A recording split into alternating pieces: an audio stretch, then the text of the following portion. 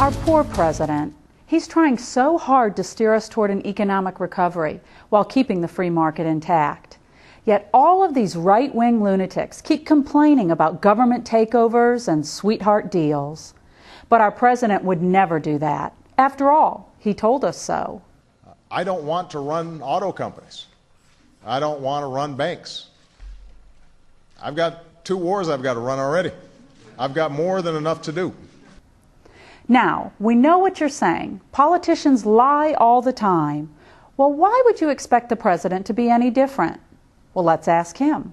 I expect to be judged by results.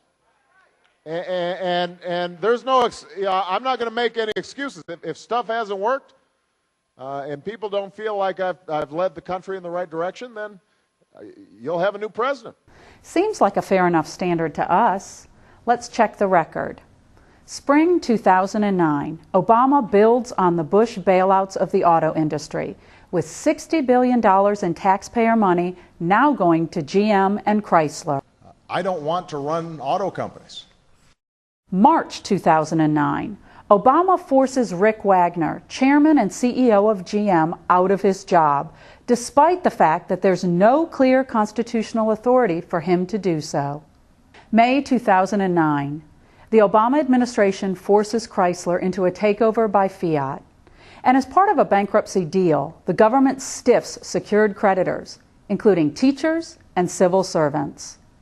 Though they were supposed to receive all of the debt they were owed by Chrysler, the administration prevents the creditors from collecting 2/3 of the total they're owed. At the same time, Obama's union friends at the United Auto Workers, who weren't supposed to receive anything until the secured creditors were paid back, get 50 cents on the dollar. I don't want to run auto companies. July 2009. The administration rolls out cash for clunkers with the promise that government subsidies will boost auto sales. $3 billion later, industry sales plummet again, and independent analysts determined that the program cost $1.4 billion more than the benefits it generated. I don't want to run auto companies. April 2010. The Obama administration imposes new fuel efficiency standards on automobiles, raising the price of vehicles by an average of $1,300 each, while ignoring that the free market is already providing high-efficiency cars. I don't want to run auto companies. July 2010. President Obama visits Detroit to tout the Chevy Volt, GM's new electric car. Thanks to extensive subsidies, the car costs $81,000 per vehicle to the taxpayer and retails for a price that is about what the average American makes in a year. I don't want to run auto companies. August 2010.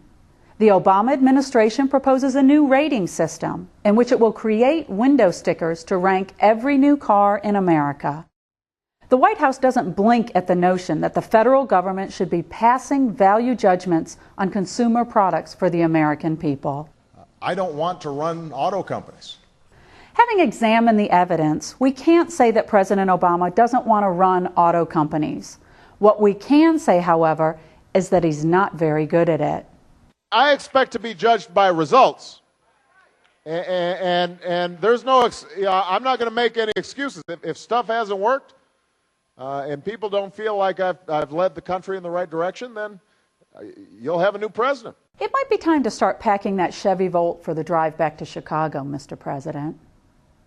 That's this week's Freedom Minute.